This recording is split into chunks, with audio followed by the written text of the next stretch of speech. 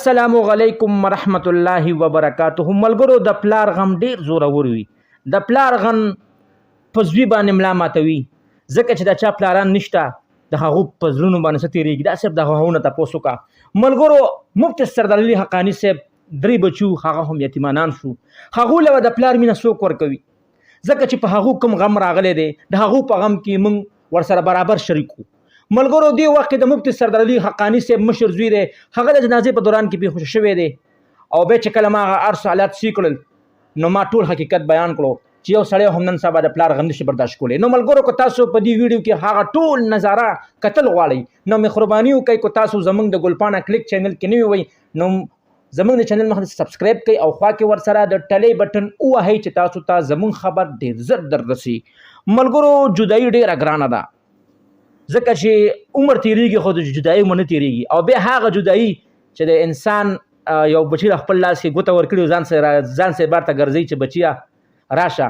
نو ملګرو ماشومان او بچي خو د پلار په ډاډ باندې ګرځي، د پلار په ویاړ باندې ګرځي چې د ما پلار شته دی، د ما پلار د ما تپوس کولی شي. نو ملګرو چې کومه 3 ماشومان یتیمانان شو د هغو به څوک تپوس کوي؟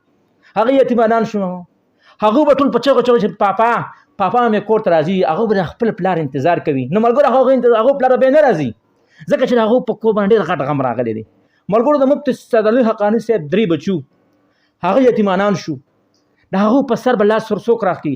هغو له به هغه مفتی سردار علي حقاني څوک راولي؟ ځکه چې هغه واړه ماشومانان وو.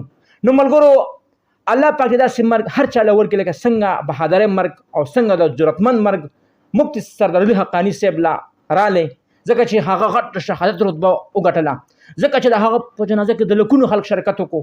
ملګرو د هغه د جنازې نه خلک عبرت واغسته او هر سړی مونږ ګزاره شو. ملګرو الله پاک دغه رنګ د بهادرۍ مرګ اچا ته نصیب کی لکه څنګه چې مفتی سردار علي حقاني صاحب ته نصیب شو، او الله پاک د هغه اهل یا الله د زړه صبر ورکړي.